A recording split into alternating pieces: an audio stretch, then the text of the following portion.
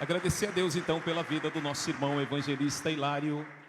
Com a permissão do nosso pastor, esteve conosco por aproximadamente 2 meses na congregação de Vila Natal, e é uma satisfação muito grande vê-lo novamente conosco aqui. Hilário esteve conosco fazendo um estágio, visto que ele se formou em teologia, e o pastor Nilton nos deu essa incumbência de estar com o irmão Hilário lá, e foi uma bênção enquanto esteve conosco, intercalando os dias por 2 meses, e graças a Deus se formou em teologia. Irmãos, nós temos uma palavra de Deus forte, e não quero de forma alguma esquecer de agradecer o meu amigo José Lúcio. Eu e o irmão Lúcio tivemos trabalhando juntos aproximadamente 10 anos, né, Lúcio? 8 anos na Cota 95 e depois intercalando nas congregações. E hoje o irmão Lúcio é líder geral da Umasbrac, irmãos, e vocês têm um homem de Deus convosco aqui, porque o Lúcio é muito empenhado nas coisas do céu, nas coisas do alto, e para mim foi uma honra trabalhar durante esse tempo com o nosso irmão Lúcio. É tanto que o irmão Lúcio teve que se retirar para vir para trabalhar na Umasbrac, e o nosso coração ficou sentido, mas é assim a obra de Deus, né, irmãos? Deus tira um, coloca outro, e a obra vai prosseguindo para a glória do nome do Senhor Jesus, amém? Amém? Você pode dar uma salva de palmas bem forte para Jesus?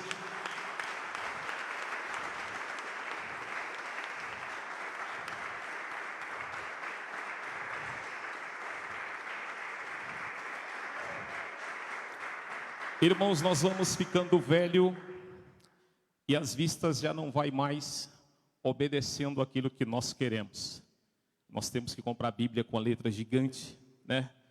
E a minha Bíblia que eu trouxe hoje é uma Bíblia de letra bem miúda, e que Deus me conceda a graça de transmitir para vocês o que Deus colocou em meu coração. Todos os irmãos que estão acompanhando pelas mídias sociais, que Deus também possa abençoá-los poderosamente. Não só os irmãos que estão acompanhando, como também pessoas crentes e não crentes, pessoas que têm a sua fé, que Deus possa abençoar em nome de Jesus. Eu tenho uma palavra para você também, que está na sua casa, e é uma palavra direcionada por Deus para a tua vida. Queridos, abram uma palavra de Deus no livro de Ezequiel, no capítulo de número 9. Ezequiel, capítulo de número 9.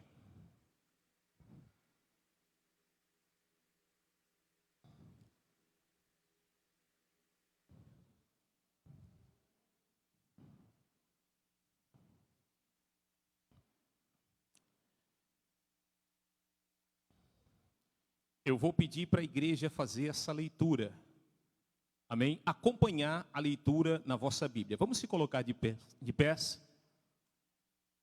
Alguém diz que por reverência à palavra de Deus. Ezequiel capítulo 9, todos encontraram dizendo amém?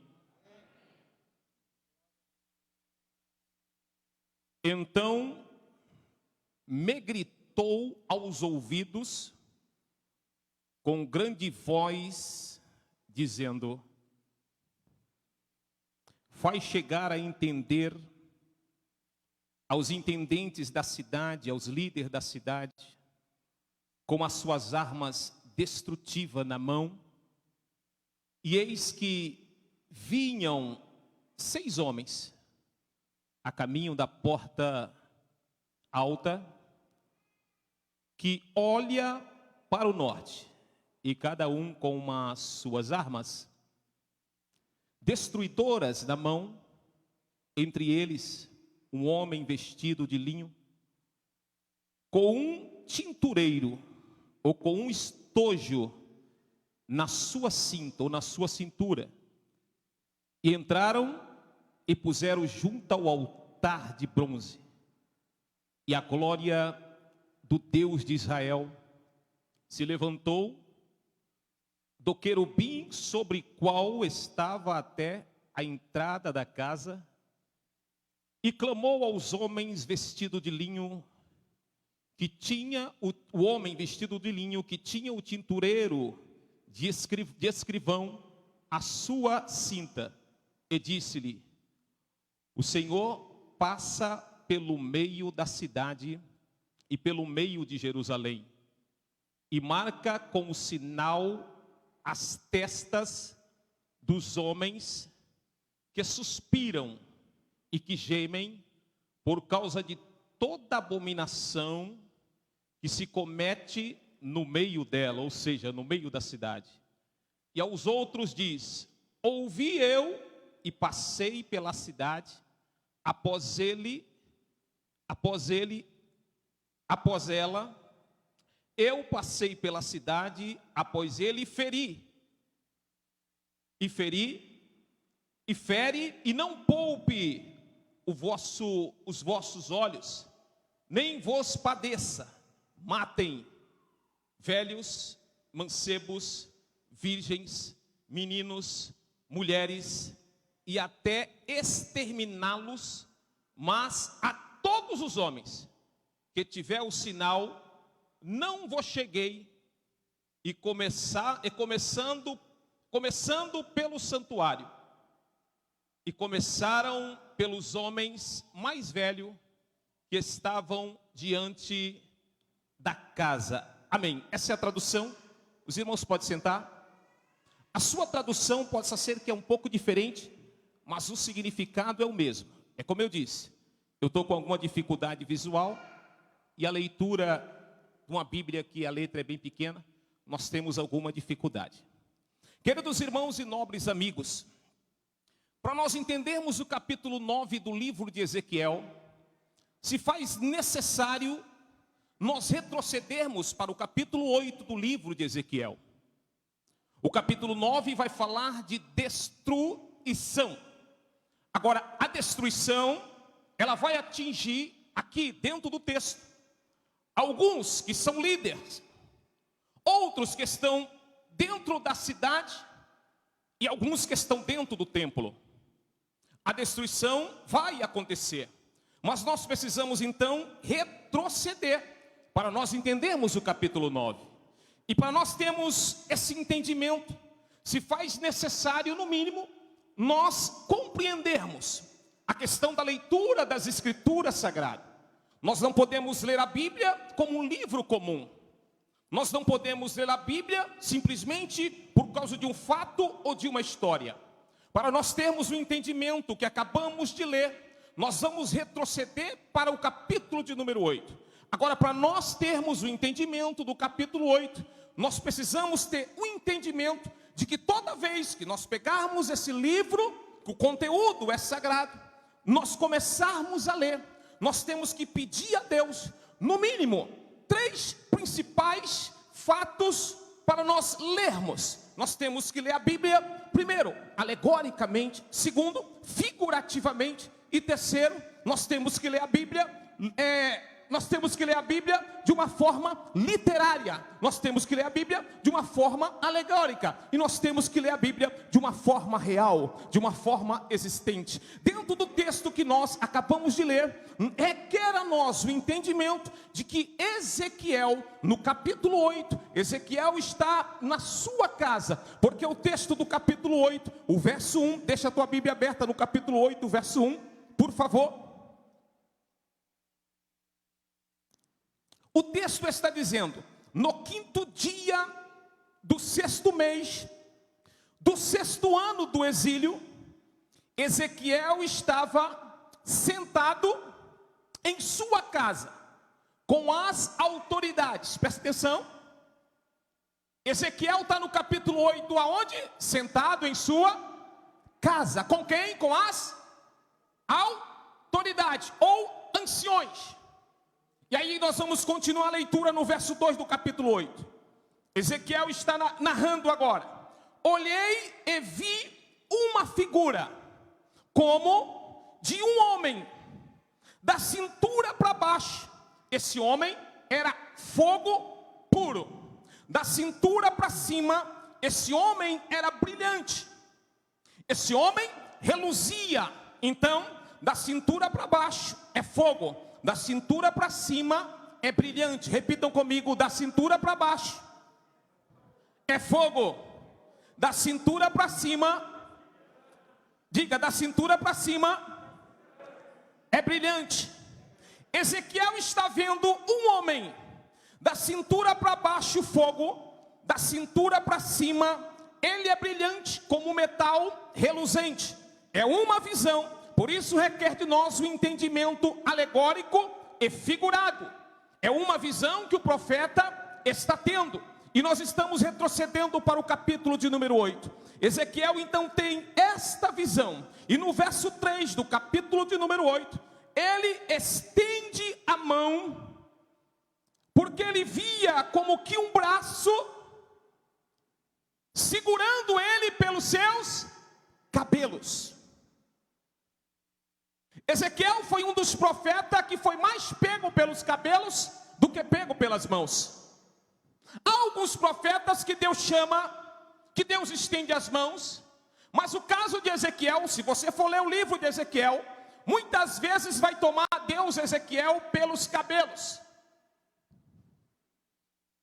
Deus toma Ezequiel pelos cabelos, porque Ezequiel tem uma visão. E quando Ezequiel, toda vez que Ezequiel tem uma visão de Deus, Ezequiel não suporta, e Ezequiel cai. Oxalá que todos que estão caídos ou caíram, fosse por uma visão de Deus.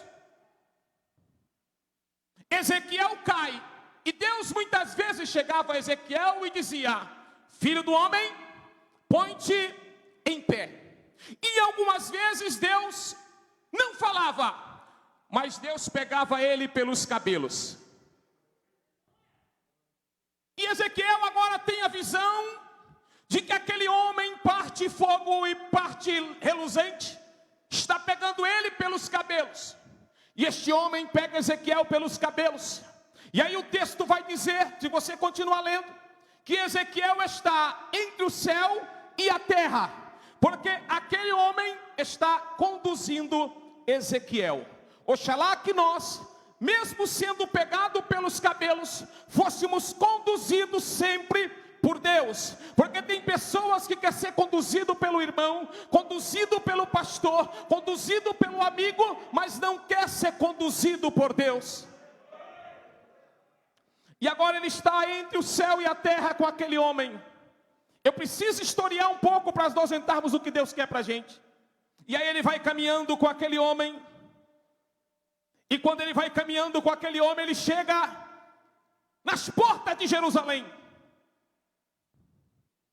Ezequiel, quando entra na porta do norte, que dava diante do altar do templo, Deus mostra para Ezequiel que na entrada da porta do norte, que dava para a entrada do templo, Deus diz: meu filho, olha o que eu vou te mostrar. Ezequiel olha e vê que na porta que dava para o altar tinha uma escultura, tinha uma imagem. E Deus olha e diz: Ezequiel, tu está vendo o que eu estou te mostrando? E ele diz: Senhor, eu estou vendo. E o que é que tu estás vendo? Eu estou vendo uma escultura, uma imagem de quem? De Azera. E Deus está triste porque a imagem está próxima do altar. Eu quero abrir um parêntese e dizer para você que a imagem está próxima do altar. E hoje nós somos o altar de Deus. E eu não sei se você porta uma imagem figurada dentro de você. Eu não sei se você porta na tua consciência um modelo de imagem. Porque quando tem imagem, tem idolatria.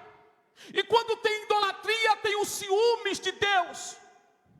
E quando tem os ciúmes de Deus, também tem a ira de Deus. Ezequiel olha Azera. E Deus está triste. E se nós formos ler, continua lendo o verso 3. O ídolo estava à porta da entrada do templo. E é evidente, irmãos, que o ídolo ou do lado do templo, do lado do altar, provocou ciúmes em Deus. Olha para o irmão e diga: Deus tem ciúme de tu.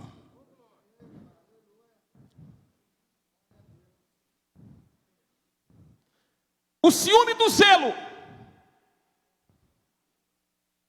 Ezequiel, na sua casa, Deus teve que pegar ele, levá-lo à entrada de Jerusalém, próximo templo, onde tinha um Deus, do lado do altar, e Deus está com ciúmes. E por que Deus está com ciúmes? Porque Deus tem zelo do seu povo.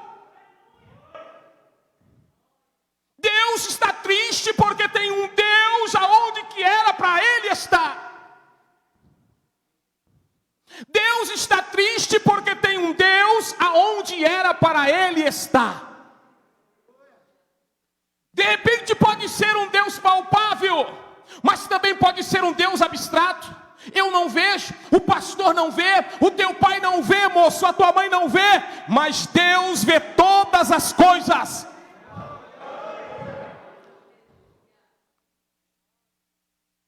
Deus está entristecido. Do lado do altar tem um Deus, com D minúsculo, e Deus está enciumado.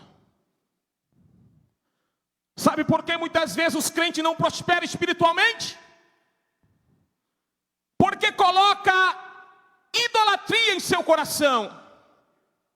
Porque coloca outras coisas na frente de Deus. Porque coloca personagens na frente de Deus. Porque coloca ídolos na frente de Deus. E Deus fica enciumado. E o seu ciúme provoca ira.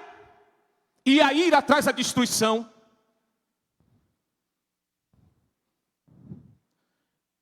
Aí Deus começa a falar com Ezequiel.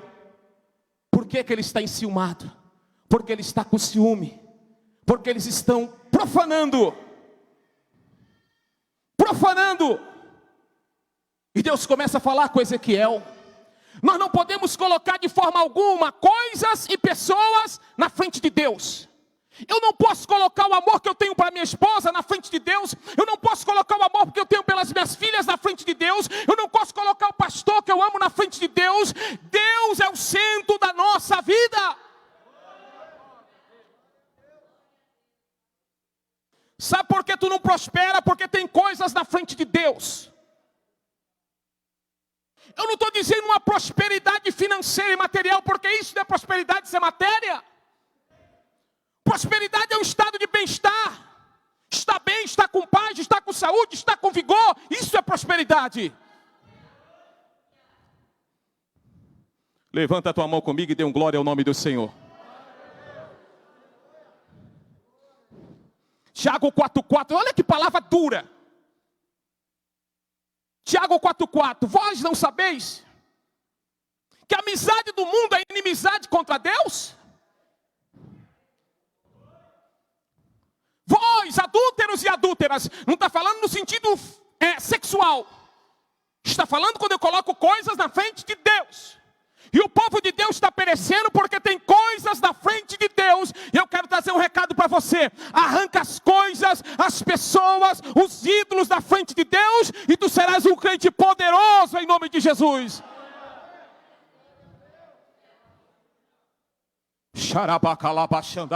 Levanta a mão e dê um glória ao nome do Senhor. Dê uma salva de palmas bem forte para Jesus.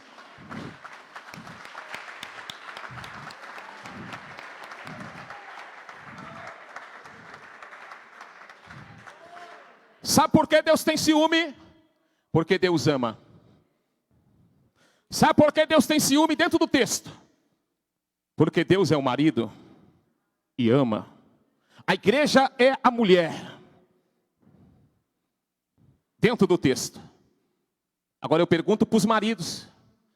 Não vem para cá com hipocrisia, irmão. Nem você, irmã. Se tu ama, tu tem ciúme. Olha para a pessoa e diga, se tu ama, tu tem ciúme. Não vem com esse negócio, eu não tenho ciúme. Sabe por que Deus se enciuma? Porque Deus ama.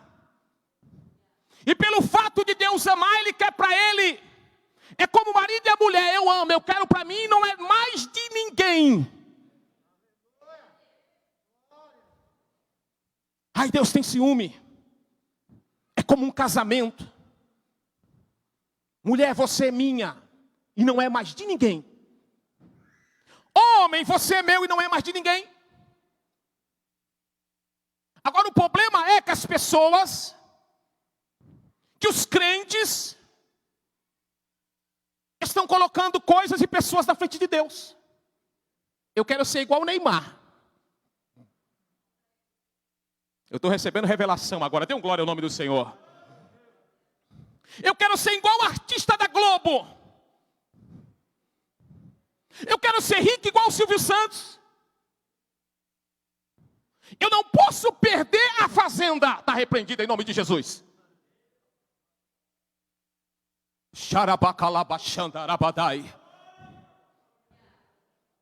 Deus é o centro de tudo. O primeiro mandamento é: amarás o Senhor teu Deus sobre todas as coisas. Coisas não podem estar na frente de Deus. Idolatria. E uma das idolatrias que está acontecendo nessa era da igreja: as pessoas querem ser mais do que Deus. Alguém diz: eu sou, eu faço e acontece. Toma cuidado que toda frase que terminava com eu no Antigo Testamento foi destruída. Jebuseu, Deus destruiu. Fariseu, destruído. Cananeu, destruído. Eteu, destruído. Aí Deus chega diante de Moisés e diz: Moisés, por que clamas a mim? Diga ao povo que marche. Porque antes Moisés falou: Senhor, quando o faraó perguntar a quem eu enviei, o que eu vou dizer, Senhor? Não tem nem o eu acima do eu de Deus. Não adianta, tu é bom, tu prega, tu louva, é uma benção, mas não coloca o eu, porque você está sendo uma benção por causa de Deus, o eu.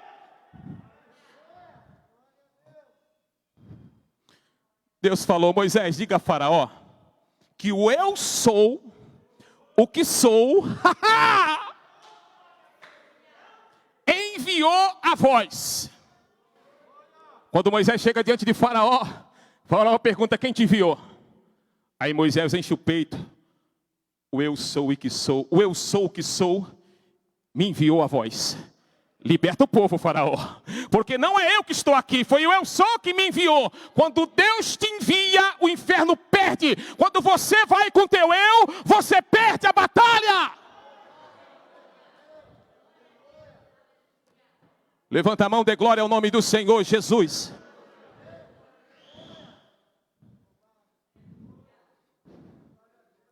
Verso 6 do capítulo 8. Olha as frases de Deus para Ezequiel: filho do homem, você vê o que estão fazendo, filho do homem? As práticas repugnantes deles. Meu Deus. Filho do homem, você vê as práticas repugnantes deles? Você vê o que a nação está fazendo? Coisas que me tiraram do santuário. Coisas que eles estão fazendo que me levaram para longe do santuário. Quando você faz coisas que não agradam a Deus, Deus sai da tua vida. As coisas que eles estavam praticando tirou Deus do santuário. Agora Deus está mostrando para o profeta: tu está vendo, filho do homem, o que eles estão praticando? Quando o marido ama a esposa, abrindo parênteses, o marido vai trabalhar longe. Se a esposa ama, ela fica: não vejo a hora dele voltar. Que saudade. Se a esposa ama. O marido está longe: eu gostaria tanto de voltar para o aconchego do meu lar junto com a minha esposa, porque eu a amo e estou com saudade. Quem ama tem ciúmes. A esposa hoje, nessa era, pega o celular no WhatsApp e fica toda hora mandando mensagem para o marido, para saber como ele está, com quem ele está, o que ele está fazendo. O marido não pergunta direto para a mulher, mas pergunta para os filhos: como é que está tua mãe? Porque no ar da masculinidade ele não apresenta para a mulher que ele realmente ama, então ele fica perguntando para os filhos. E os filhos falam: mãe, está bem. Está bem. O amor gera ciúmes. E Deus está enciumado. Quando o marido ama, ele tem ciúme. Quando a mulher ama, ela tem ciúme. Os filhos ficam quando o marido está longe, de qualquer jeito. Sim ou não? A mãe peleja para cuidar dos filhos dentro de casa. Presta atenção. É espiritual, é figura de linguagem, é alegórico. O pai está longe, a mãe está pelejando com os filhos. O pai está longe, a igreja está pelejando com os filhos. Presta atenção. Enquanto o pai está longe, alguns fazem o que quer. Faz o que quer. Não tem a figura masculina. Então bagunça. A mãe fala: menino, para com essa bagunça. Eu estou falando por parábolas. Presta atenção. E o menino fala: não, deixa para lá, mãe. Mas quando o pai vai chegando em casa, a mãe fala: o teu pai está vindo. Teu pai está chegando. Quando o pai está chegando, eu me lembro como hoje, uma bagunça danada em casa. Aí minha mãe: cala, fica quieto, arruma a casa, deixa de bagunça, vai lavar louça. E eu disse: não, mãe, depois. Ela falava: teu pai está chegando. E quando o pai estava chegando, batia na porta e falava: como é que vocês estão?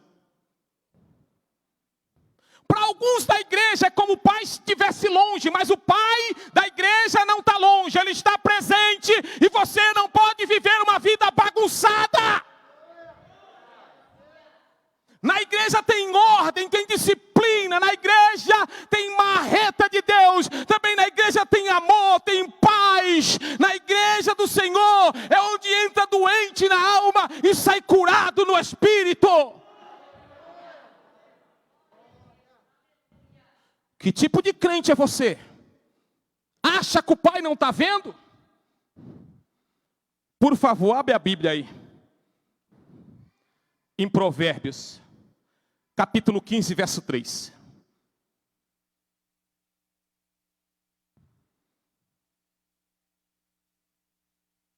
Vamos que o tempo está correndo.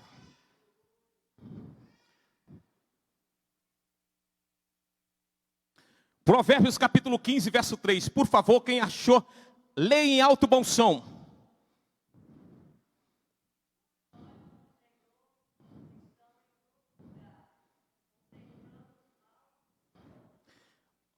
Para os filhos rebeldes, que acham que o pai não está vendo, os olhos do Senhor estão em todo lugar, contemplando os maus e os bons. Então Deus vê todas as coisas.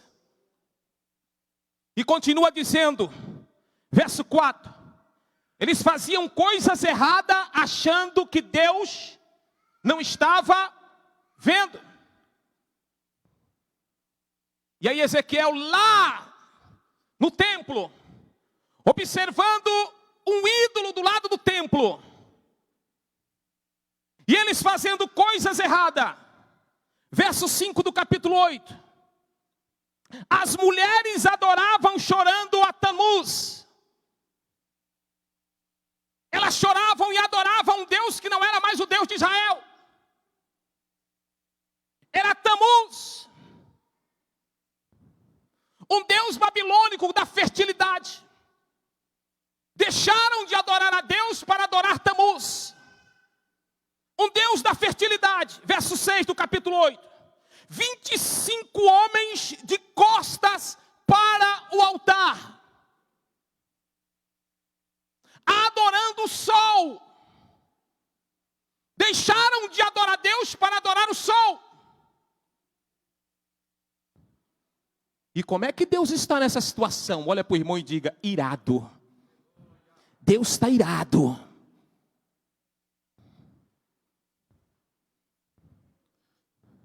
Capítulo capítulo 9, verso 1, entramos.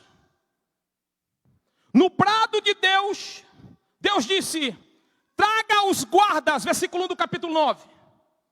Todos os guardas da cidade, cada um com uma arma na mão.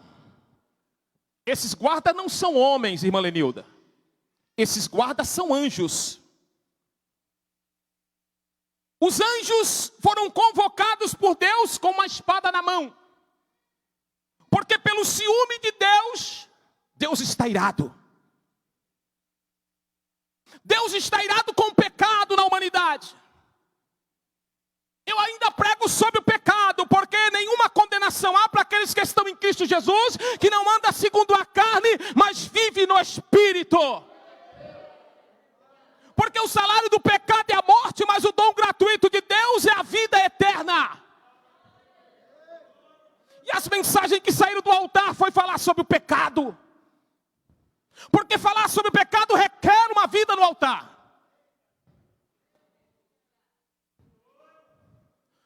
Se você entrou aqui profano, você tem que sair diferente.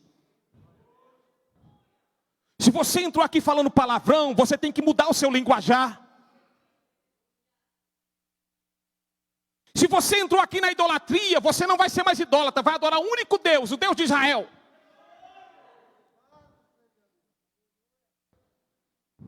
24 homens adorando o sol. E Deus dá um brado. Todos os guardas da cidade vêm com armas na mão. Ezequiel viu homens, mas eram anjos. Na figura de linguagem, Ezequiel vê homens, mas na realidade era anjo. E Deus disse: traga as armas. E as armas aqui são armas espirituais. Alguém disse que era um machado de guerra. E os anjos com o machado na mão vai matar sem piedade todos aqueles, como aquelas mulheres que adoravam Tamuz, como aqueles 25 homens que adoravam o sol, como aqueles líderes que estavam profanando o templo. E profanar é tornar comum as coisas sagradas. E o anjo está com a espada, está com o machado na mão. Ezequiel, além do mais, vê 6 homens. Mas na verdade eram 6 anjos. Verso 3. E o Senhor chamou os homens vestidos de linho fino, ou homem vestido de linho fino, e disse: percorre a cidade de Jerusalém e ponha um sinal na testa daqueles que suspiram e naqueles que gemem. Você sabia que no meio de um povo pecador ainda tinha gente santificando? Você sabia disso? Você sabia que no meio de muita gente camuflada de crente? Me perdoe, irmão, mas eu tenho que falar o que está no meu coração. Nome de crente, roupa de crente, jeito de crente, mas não professa a fé de cristão. Aparência, parece que não é, mas não é. Parece que é, mas não é. E muitos de nós se enganamos quando nós olhamos a aparência.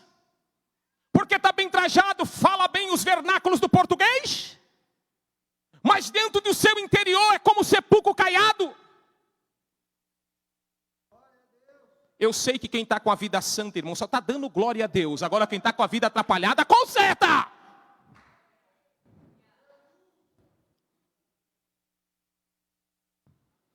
Capítulo 9, verso 5. E quando eu escutava, disse aos outros. Ezequiel está escutando quando Deus fala aos outros através daquele anjo: matem sem piedade os velhos. Tem velho que peca também, viu, irmão? Dê um glória a Deus aí, Jesus está falando comigo. É velhinho, coitadinho, mas não mudou o linguajar, fala palavrão. Matem os velhos, os rapazes. Essa geração de jovem salvaguarda alguns. Vem para a igreja, toca os instrumentos.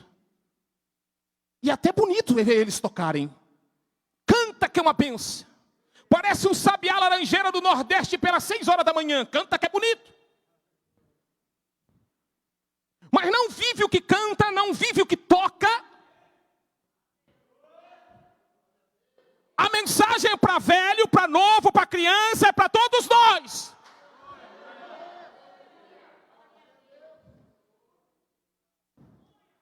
Mate os velhos, mate os rapazes, mate as moças. É, mocinha, olha para mim. Você, mocinha, que está namorando. Xarabacalabachandarabadai. Você que tem prazer de namorar no escuro, presta atenção. O machado passou para os velhos. O machado passou para os rapazes. O machado passou para as moças. O machado passou para as mulheres. Linguaruda. Tem prazer em ficar na contenda, na fofoca, no mexerico. Converte a tua língua para sarar o teu coração.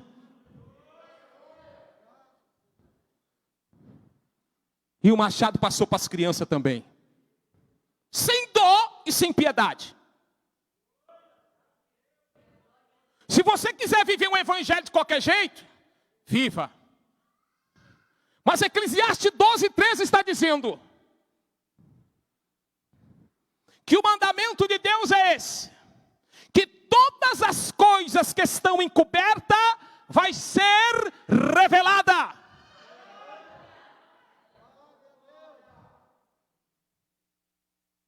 Verso 6 do capítulo 9. Quando Deus diz comece a matança, Deus não disse para começar com os que estão de fora. Presta atenção. Deus disse comece a matar pelo santuário. Palavra para velho. Xarabacalabachai. Palavra para rapazes, para moça, para mulher, para criança, para obreiro. Para obreiro também. Tem compromisso com Deus? Tem compromisso com Deus? Não está na sede para o pastor estar olhando para a tua cara. Ter compromisso com Deus é você entender que Deus precisa e quer usar você na obra.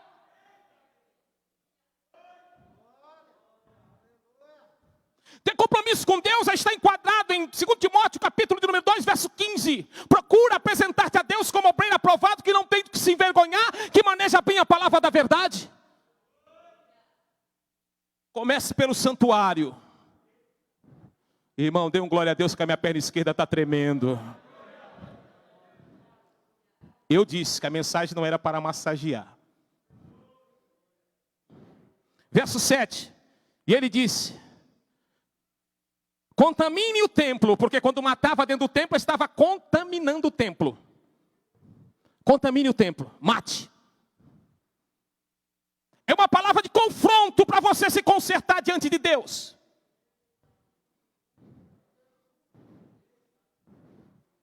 Enche o templo de mortos.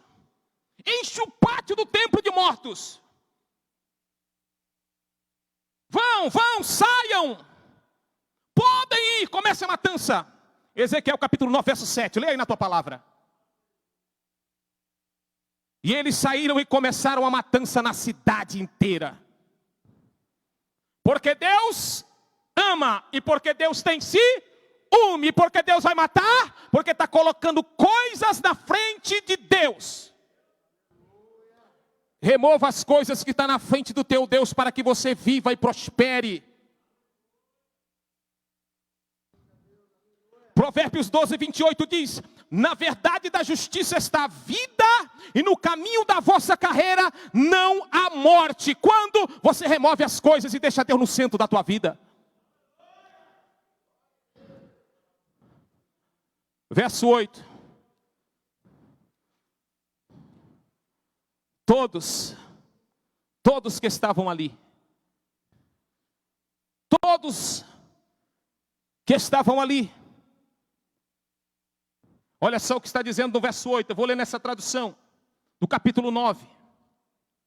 E sucedeu, pois, que havendo eles ferido, e ficando eu de resto, o que Ezequiel fez? Se prostrou e disse: Deus, tu vai matar todo mundo em Israel? Verso 9, por favor, leiam todos aí em nome de Jesus. Verso 9 do capítulo 9, leiam por favor. Todos juntos, vamos lá, 1, 2, 3, leiam.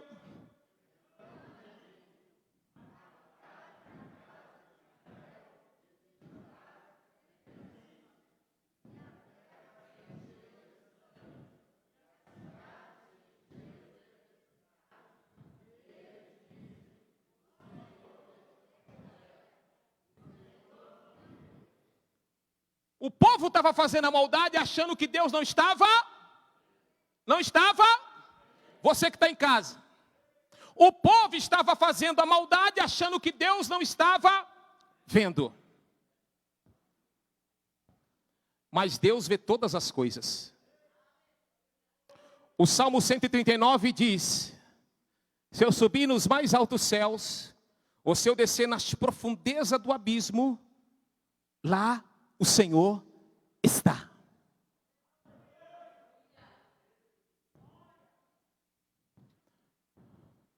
Vou concluir agora. Depois de tudo isso, irmãos, eu não posso terminar o sermão assim. Porque o sermão foi de correção para mim e para você. O sermão foi de confronto, eu não posso terminar o sermão assim. Mas eu quero dizer para você que há alguns sinais que nos livrará da destruição. E quais são os sinais que nos livrará da destruição? O primeiro sinal é a salvação. Você que está em casa, que está desviado, volta com muita pressa. Qual o sinal que nos livrará da destruição? Primeiro, salvação.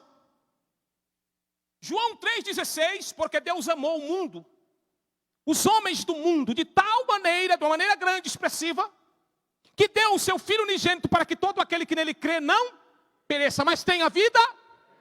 Deus não enviou o seu Filho ao mundo para condenar e nem destruir o mundo. Deus não fez isso. Deus enviou o seu Filho ao mundo para que o mundo fosse salvo por ele. E o verso 19 diz: mas a condenação é essa, que a luz veio aos homens, mas os homens amaram mais as trevas do que a luz. Você que está amando a treva, está na hora de vir para o caminho da luz. O primeiro sinal que nos livrará da destruição é uma salvação plena. O pregador: e aonde acontece a salvação plena? Diga para o irmão: de dentro para fora. Salvação plena é apresentar espírito, alma e corpo. Salvação plena, ela tem que nascer no teu espírito. Quando o teu espírito é convertido, Efésios capítulo 2, nós andávamos errante, fazendo tudo conforme a nossa carne, mas pela graça fomos salvos, por meio da fé. Isso não vem de nós, é dom de Deus. Deus enviou Jesus para quê? Para religar o homem com ele. Salvação. O homem que estava perdido foi religado. Deus deu a oportunidade, através da morte do Calvário, de você que está em casa, religar de novo com ele. Através de quem? De Jesus Cristo. Tito 2:11. Tito capítulo 2 e verso 11. A graça de Deus se há manifestado, trazendo salvação a todos os homens. João diz que a salvação é para todos. Tito diz que a salvação é para todos.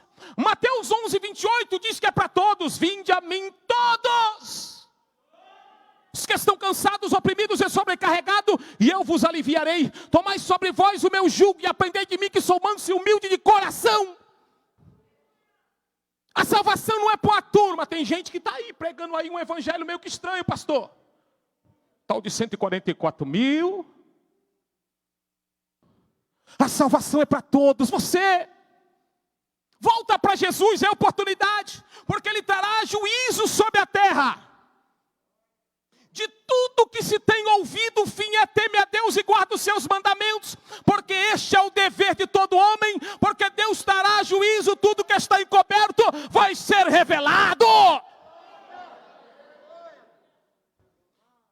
Levanta a tua mão comigo e dê um glória ao nome do Senhor.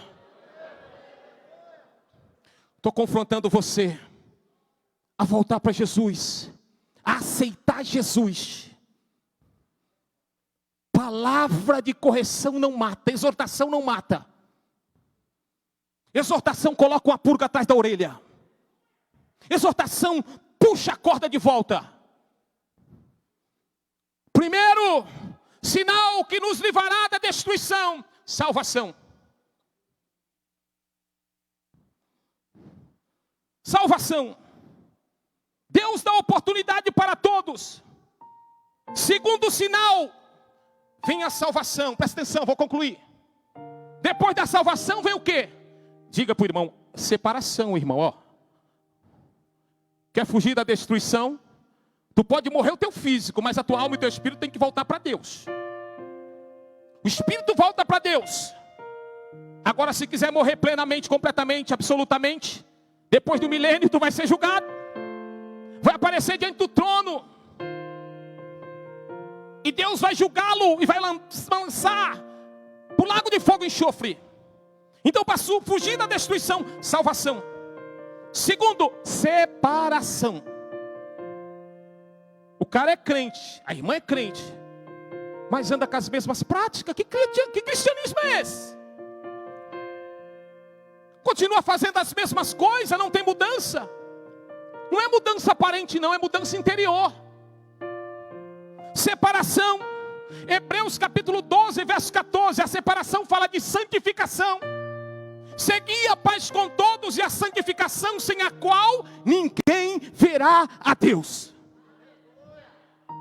Separação. Efésios 1:4. Sejamos santos, irrepreensíveis. Isso é separação. Quer fugir da destruição?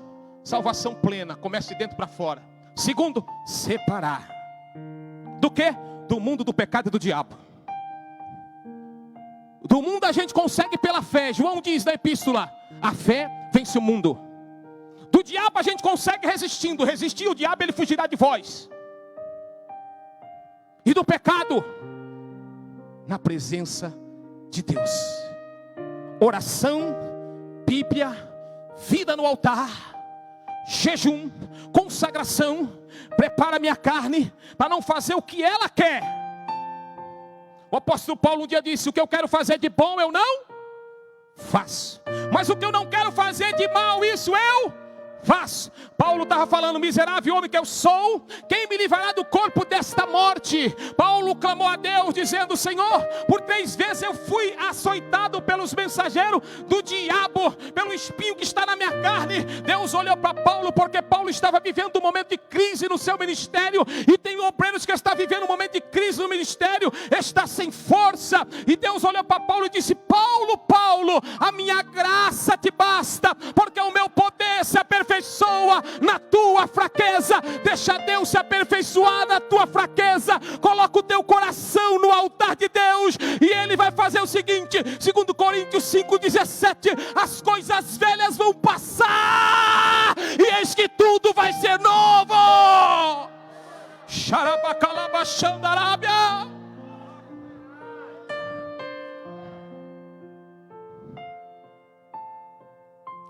Olha para o irmão e diga: nós vivemos no mundo, mas nós não somos dele.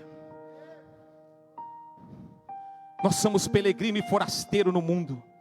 Estamos de passagem. Alguns já estão indo, a passagem foi comprada mais cedo. E tu não sabe o dia da tua partida, por isso tem que viver uma vida digna de cristão.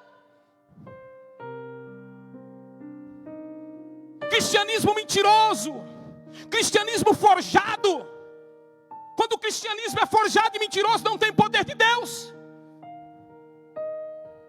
Não sente nada mais de Deus.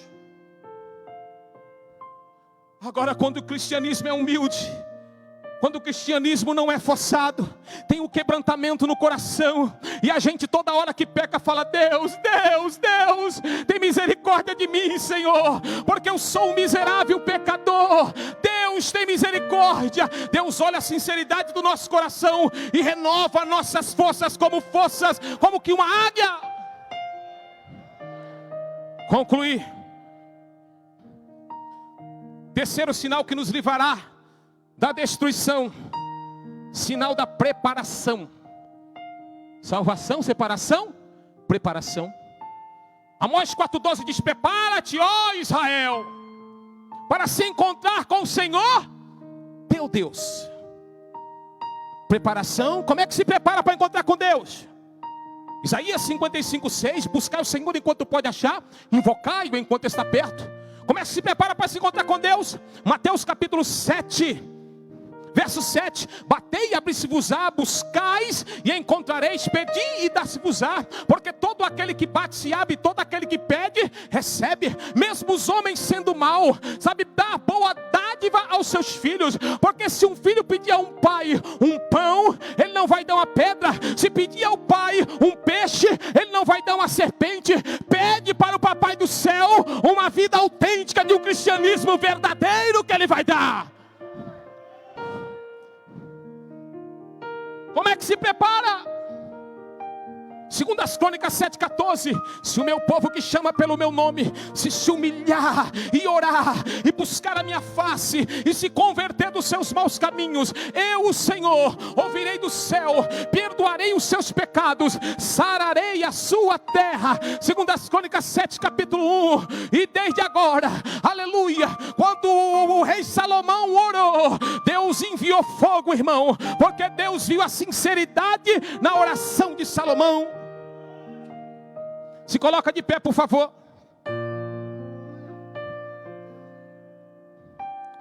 Eu preciso fugir da destruição que vem por aí. Aliás, já está acontecendo.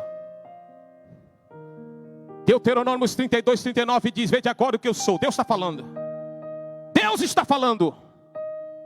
Vede agora o que eu sou. Deuteronômio 32:39. Eu mato, eu firo, eu faço viver. Eu sou o Senhor. Esse Deus que tem poder de matar, poder de fazer viver, é o teu Deus. E acima do trono desse teu Deus não tem nenhum trono. Ele nunca olha para cima, ele só olha para baixo, porque acima dele não tem ninguém.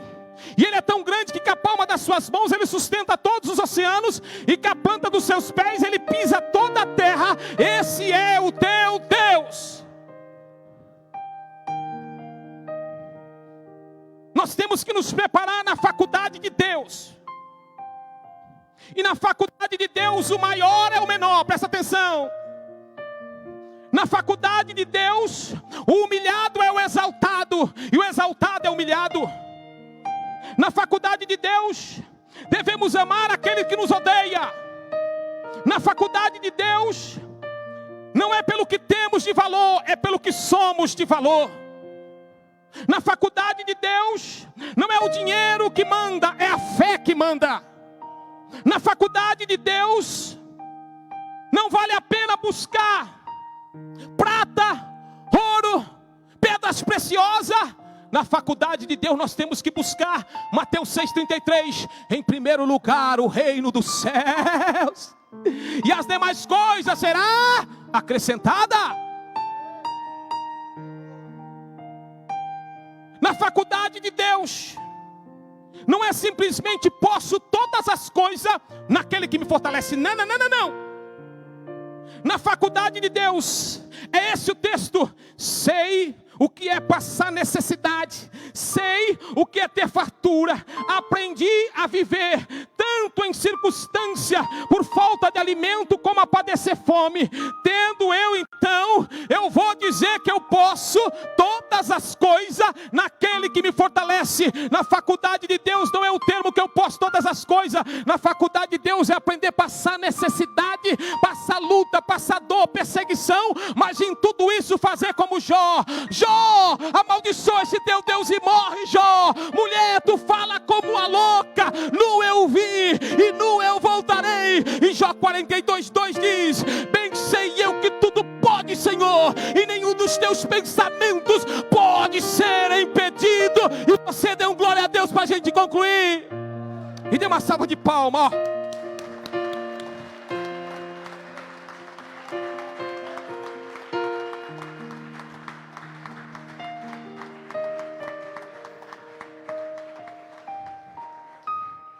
Cuidado. Há uma placa por aí dizendo: sorria, você está sendo filmado. Eu digo: cuidado, você está sendo filmado. Amém? Quando você olhar para essa placa, você vai lembrar de mim aqui pregando. Não é sorria, você está sendo filmado. É cuidado, você está sendo filmado. Pai, no nome de Jesus. Xarabacalabachandarabadai.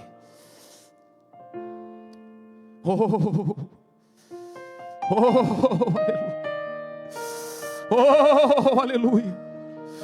Senhor, eu sei que tem gente em casa que ouviu esse sermão, um sermão de confronto, Deus, mas que todos nós possamos consertar o nosso altar diante do Senhor, para que o teu nome seja glorificado, exaltado, engrandecido na beleza da tua grande e poderosa santidade. Pai celestial, abençoa os teus servos e servas essa noite, em nome do Senhor Jesus.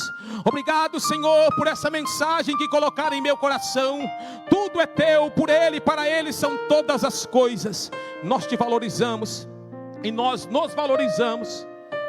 Quero que valorize o que você tem. Você é um ser, você é alguém tão importante para Deus. Nada de ficar sofrendo angústia e dor nesse seu complexo inferior, dizendo às vezes